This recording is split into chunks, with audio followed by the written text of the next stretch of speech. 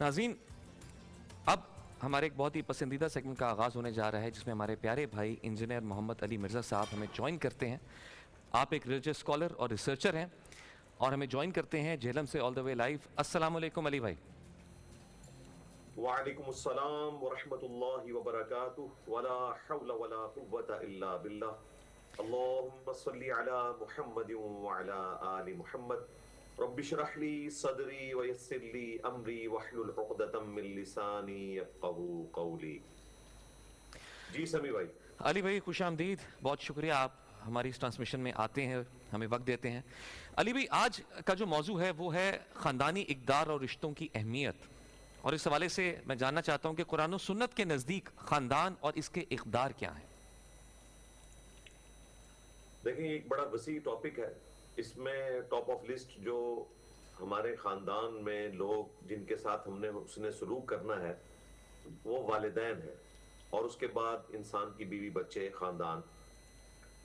माँ बाप के हवाले से कुरान हकीम में 5 मकामात पर अल्लाह ताला ने तौहीद के बाद सबसे पहला हक माँ बाप का रखा है, और इसका क्लाइमेक्स जो है वो 10 कमांडमेंट्स हैं जो कुरान पाक में आई, जो बनी इसराइल को मिली थी, और उसका कुरानिक वर्जन सूरह बनी इसराइल में आया।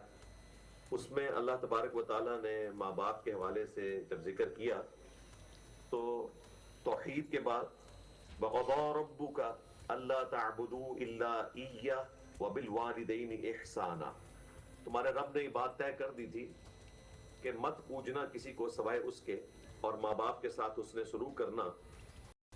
और उसके बाद अल्लाह ताला ने फरमाया कि अगर वो दोनों या दोनों में से कोई एक बुढ़ापे की हालत को पहुंच जाए तो उनको उफ तक भी मत कहना, और आजिज़ी के साथ अपने कंधे उनके सामने झुका कर रखना और उनके लिए दुआ करना, रब्बिरहमहुमा कमा रब्बयानी सगीरा, आमीन।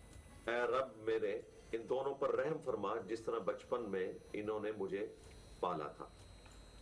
इसी तरीके से बुखारी और मुस्लिम में कई अहादीस हैं। उनमें से एक मशहूर हदीस है, एक सहाबी ने पूछा, या रसूलुल्लाह सल्लल्लाहु अलैहि वसल्लम, सारी मखलूक में सबसे बढ़कर मेरे हुस्ने सलूक का हकदार कौन है? तो आपने फरमाया तेरी माँ। दूसरी बार पूछा तो फरमाया तेरी माँ। तीसरी बार पूछा तो फरमाया तेरी माँ। चौथी बार पूछा तो फिर आपने फरमाया तेरा बाप। यानी अगर हुकूक को 4 हिस्सों में डिवाइड किया जाए जो माँ बाप से मुताल्लिक है, तो उनमें से 3 हिस्से जो हैं वो माँ के हैं और चौथा बाप का है। फिर वो मशहूर हदीस है सुनन नसाई की कि जन्नत तेरे माँ के कदमों के पास है, और जामिया तिर्मिज़ी और सुनन इब्न माजा में मौजूद है कि तेरा बाप जन्नत का दरवाज़ा है, अब ये तेरी मर्जी है कि तू उसकी हिफाजत करता है या नहीं करता। इसके अलावा भी कई एक अहादीस है जिसमें माँ बाप के साथ उसने सलूक का कहा गया। और उसके बाद जाहिर है कि इंसान के बीवी बच्चे हैं, और ख़ानदान तो इस्लाम के अंदर बीवी बच्चों का नाम है, उनके साथ उसने सलूक करना, वो हमारी जन्नत और जहन्नम इसी के साथ जुड़ी हुई है।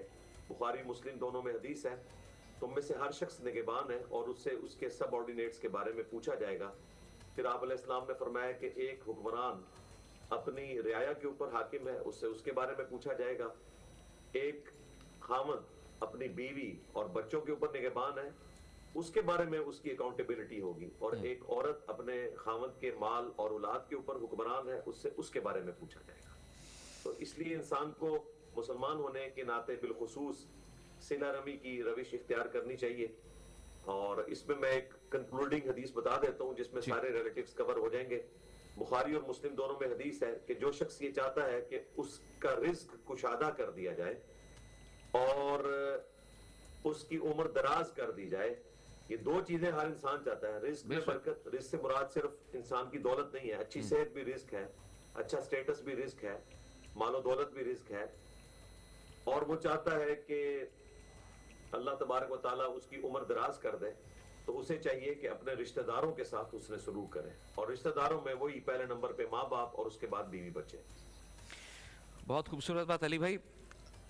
जहाँ वालदैन का, बीवी बच्चों का जिक्र हो रहा है, वहाँ पर एक बहुत अहम सवाल हमारे जहन में आता है, वो ये है कि हमारे माशरे में जॉइंट फैमिली सिस्टम बहुत ज़्यादा था, आहिस्ता आहिस्ता कम होता जा रहा है। ये क्यों कम हो रहा है और दीन के हवाले से इसके बारे में क्या अहकामात हैं? دیکھیں جو جوائنٹ فیملی سسٹم ہے یہ ہمارے سب کانٹیننٹ کی ایک بہت بڑی خوبصورتی ہے. اس کا اسلام کے ساتھ کوئی لینا دینا نہیں ہے. یہ بڑی سخت زیادتی ہوتی ہے جب ہم اسے اسلام کے ساتھ جوڑتے ہیں. یہ ہر علاقے کا اپنا کلچر ہے. اب اگر آپ عرب کے کلچر کو دیکھیں, نبی صلی اللہ علیہ وآلہ وسلم کے مبارک زمانے کو دیکھیں, تو آپ ذخیرہ احادیث کھنگال لیں, آپ کو کبھی کوئی اس حوالے سے ڈسکشن نہیں ملے گی کہ ایک جوائنٹ فیملی سسٹم میں ساس سسر کے کیا حقوق ہیں, بہو نے کیا کرنا ہے. جب کبھی بھی خاندان کا ذکر ہوتا ہے تو بیوی بچوں کا ذکر ہوتا ہے. ماں باپ کا جو حسن سلوک کا معاملہ ہے وہ اولاد نے دیکھنا ہے. وہ اولاد کی جو آگے سے اس کی بیوی ہے انہوں نے نہیں دیکھنا, انسان نے خود دیکھنا ہے. بالکل. تو اس چیز کو کلیئر کر لیں. اس زمانے میں جب کبھی کسی کی شادی ہوتی تھی تو اس کے لیے الگ خیمہ لگا دیا جاتا تھا اور وہ اپنی فیملی کو جا کے وہاں شفٹ کرتا تھا اور اس طریقے سے زندگی گزارتا تھا, لیکن ماں باپ کے ساتھ اس نے سلوک کرتا تھا. وہ تو کرنا ضروری ہے, ایون ماں باپ مشرک بھی ہوں. تو قرآن پاک میں اللہ تعالیٰ نے فرمایا کہ اگر تیرے ماں باپ تجھے میرے خلاف ابھارے تو ان کا کہنا نہیں ماننا, لیکن دنیا میں معروف طریقے سے ان کے ساتھ چلنا ہے. یعنی اگر وہ کافر بھی ہیں تو. بخاری مسلم میں حدیث ہے, سیدہ اسماء بنت ابی بکر کہتی ہیں کہ میری والدہ مجھے ملنے کے لیے آئیں اور وہ اس وقت مشرکہ تھیں. تو میں نے نبی علیہ السلام سے پوچھا کہ میری ماں مشرکہ ہے, کیا میں اس کے ساتھ اس نے سلوک کروں؟ تو آپ نے فرمایا ہاں, دنیا میں معروف طریقے سے اس نے سلوک کرنا ہے. مسلمانوں نے تو بدرجہ اولا کرنا ہے. میں نے پہلے بھی بتایا کہ توحید کے بعد 5 جگہ پہ ماں باپ کا حق مینشن ہوا ہے, اور اس کو اس طریقے سے کرنا ہے کہ ان کی صحت کا خیال رکھنا ہے, ان کو کھانے پلانے میں کوئی مسئلہ نہ ہو, بیمار ہو جائے تو ڈاکٹر کے پاس لے کر جانا ہے. لیکن اس کاسٹ کے اوپر نہیں کہ آپ کا اپنا خاندان بھی ڈسٹرب ہو, کیونکہ یہ ہمارے معاشرے میں بہت زیادہ ہے. بالکل. ہماری جو معذرت کے ساتھ جو بوڑھی عورتیں ہیں, ساس بھی کبھی بہو تھی لیکن اسے بالکل یاد نہیں رہتا کہ وہ بھی کبھی بہو رہی تھی, اور اس وقت وہ جو آئیڈیل ساس کے حوالے سے کانسیپٹ بیان کرتی تھی, جب وہ خود ساس بنتی ہے تو وہ سب کچھ بھول جاتی ہے. بالکل ایسے ہی. ہمارے معاشرے میں زیادہ تر جو خاندانی نظام میں اس طرح کی دراڑ آتی ہے وہ ساس کے غلط رویوں کی وجہ سے آتی ہے. وہ کہنے کو تو زبانی کلامی کہہ دیتی ہے کہ میں بہو کو بیٹی کا درجہ دیتی ہوں, لیکن کوئی نہیں دیا جاتا جی. اگر بیٹی 12 بجے تک سوئی رہے, کوئی عورت کچھ نہیں کہتا. محلے کی عورتوں کو اکٹھا کر کے اس کی شکایت نہیں لگاتی, لیکن اس کی بہو تھوڑی سی لیٹ اٹھے تو وہ محلے کی ساری عورتوں کو بتانا شروع کر دیتی ہے کہ یہ تو اتنی دیر سے اٹھتی ہے, غیبت کرتی ہے. تو اپنی بیٹی کے ساتھ بھی تم یہی کچھ کرو گی. اور اسے میں کنکلوڈ کروں اس حوالے سے کہ جو کچھ آپ ڈیمانڈ کرتے ہیں نا کہ آپ کی بیٹی کا ہسبینڈ اس کے ساتھ حسن سلوک کرے, وہی حسن سلوک آپ کو پھر ایکسپٹ کرنا چاہیے کہ آپ کا بیٹا بھی آپ کی بہو کے ساتھ کرے. بالکل. لیکن یہ انسان دوسرے چشمے کو جب لگا کے دیکھے پھر اس سے پتا چلتا ہے کسی کی تکلیف کا. تو جوائنٹ فیملی سسٹم کے ساتھ یہ باتیں جڑی ہوئی ہیں. میں خود جوائنٹ فیملی سسٹم میں رہتا ہوں, لیکن یہ کوئی آئیڈیل سسٹم ہوتا ہے. زیادہ پھر بھی گزارا کر لیتے ہیں, ان کی کوئی چیز سٹیک پہ نہیں لگی ہوتی. لیکن یہ ساسیں جو ہیں اس حوالے سے, اور معذرت کے ساتھ اگر کسی ساس کو یہ میری بات بری لگے, میں تو اپنی وائف کو ساتھ ساتھ یہ چیزیں سمجھاتا ہوں کہ ہم جو کچھ اپنے ماں باپ سے ایکسپیکٹ کر رہے ہیں, تم اپنے ماں باپ سے ایکسپیکٹ کر رہی ہو, تو دیکھنا بڑھاپے میں ہم نے یہی والا سٹیٹس پھر اپنی اولاد اور ان کے خاندان کے لیے بھی رکھنا ہے. بالکل ایسا ہی ہے. بالکل ایسا ہی. آپ نے بڑی اچھی بات کہی کہ جو آج آپ کردار ادا کر رہے ہیں, کل کو جو آپ دیکھ رہے ہیں, فار ایگزامپل جیسے کوئی بہو آئی ہے, آج اپنی ساس کو دیکھ رہی ہیں, کل کو اس نے بھی ساس بننا ہے. تو مت بھولیں کہ جب بہو تھی تو میرے ساتھ کیسا رویہ تھا اور مجھے کیا بہتر کرنا چاہیے. اچھا علی بھائی, ابھی جب والدین کا ذکر ہو رہا ہے, والدین فقط حکم دینے والے ہیں یا انہیں مشاورت بھی کرنی چاہیے؟ مشاورت بھی کرنی چاہیے. دیکھیں میرے بچے تو لیکن اتنے چھوٹے ہیں, اور پھر میرا سٹیٹس آپ لوگوں کے سامنے ہے, اور میرے بچے بھی ظاہر ہے سوشل میڈیا پہ ہوتے ہیں, انہیں پتا ہے کہ ہمارا باپ کیا ہے. اس کے باوجود میں تو ڈرتا ہوں اپنے بچوں سے بات کرتے ہیں مختلف ٹاپکس کے اوپر, اور میں نے ان کو بالکل فری ہینڈ دیا ہوا ہے. میری چھوٹی بچی جو آلموسٹ 10 سال کی ہے وہ بھی میرے ساتھ ڈیبیٹ کرتی ہے کہ بابا اس طرح نہیں ہے, یہ تو ہمارا ٹاپک ہی ڈسکس نہیں ہو رہا تھا, یہ آپ نے بیچ میں کیا بات کر دی. تو بھائی اب آپ ینگ جنریشن کو روک نہیں سکتے, اور نہ اسلام یہ کہتا ہے کہ آپ اس کو روکیں, آپ مشورہ کریں. آپ دیکھیں سیدنا ابراہیم خلیل اللہ اللہ کے محبوب ترین 5 پیغمبروں میں سے ہیں, لیکن قرآن پاک میں سورہ الصافات میں جب ان کا واقعہ آیا, ان کے بیٹے کو بھی پتا تھا کہ میرا والد جو ہے وہ پیغمبر ہے, لیکن انہوں نے مشورہ کیا کہ بیٹا میں نے اس طرح خواب میں دیکھا ہے, اور انبیاء کے جو خواب ہیں وہ یہ الہی ہوتے ہیں کہ میں تجھے ذبح کر رہا ہوں, تو تیرا کیا خیال ہے اس معاملے میں؟ مشورہ کیا تو بیٹے نے کہا کہ ابا جان آپ کر گزریے جو آپ کے رب نے آپ کو حکم دیا ہے. یہ بھی ابراہیم علیہ السلام کی تربیت تھی اپنے بیٹے کے لیے. تو مشورہ کر کے چلنا چاہیے. حکم امپوز کرنے سے کوئی رزلٹ نکلنا نہیں ہے.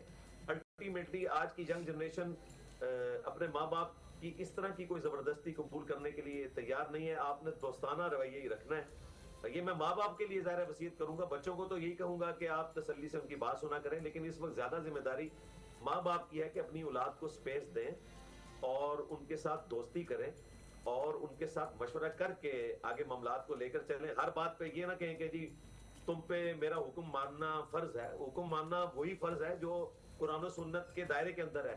یہ آپ نے پبلک میں مشہور دیکھا ہوگا کہ ماں باپ کہیں تو بیوی کو طلاق دے دو. یار اسلام یہ کہے گا کہ آپ اپنے خاندان کو تباہ کر دو. صحیح مسلم میں حدیث ہے کہ شیطان کا تخت پانیوں پہ لگا ہوا ہے. شام کے وقت وہ اپنے چیلوں سے پوچھتا ہے کہ تم نے کیا کیا گناہ کروائے. تو کوئی چیلا کہتا ہے میں نے چوری کروائی, کوئی کہتا ہے کہ میں نے بدکاری کروائی, ایک چیلا کہتا ہے میں پورا دن لگا رہا, میں نے میاں بیوی میں علیحدگی کروا دی. تو شیطان اس کو گلے لگا کے ملتا ہے اور کہتا ہے اصل کام تو نے کیا. تو مجھے بتائیں یہ شیطان کے چیلوں والے کام کرنے ہیں ماں باپ نے کہ انہوں نے میاں بیوی میں پھوٹ ڈلوانی ہے, اور وہ بھی اپنی اولاد اور اس کی بیوی کے درمیان, تاکہ ان کی اولاد آگے سے تباہ ہو جائے.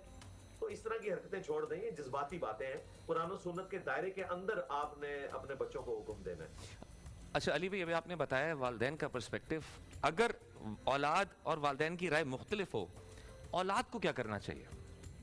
اولاد کو چاہیے کہ وہ صبر و شکر کرے, احترام کے ساتھ ماں باپ کی بات سن لے, اس کے بعد جو ان کو بات بہتر لگتی ہے وہ کرے.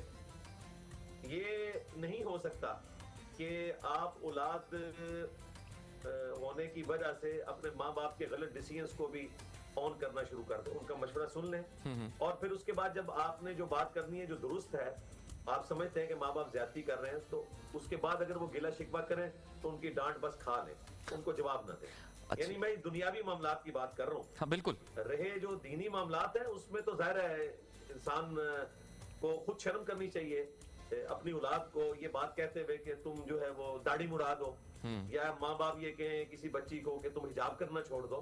تم کو خیال کرنا چاہیے کہ وہ خدا کے راستے پر ہے, اور تم میں سے کوئی شخص اس وقت تک مؤمن ہی نہیں ہو سکتا, بخاری مسلم کی حدیث ہے, جب تک کہ میں اسے اس کے ماں باپ اولاد سب لوگوں سے بڑھ کر عزیز نہ ہو جاؤں. اللہ اور اس کے محبوب صلی اللہ علیہ وآلہ وسلم ہمارے لیے ٹاپ پرائورٹی ہونے چاہیے. علی بھائی آپ کا بہت بہت شکریہ. بہت مزیدار نالج ملا, بہت مزیدار سوالوں کے جوابات ملے.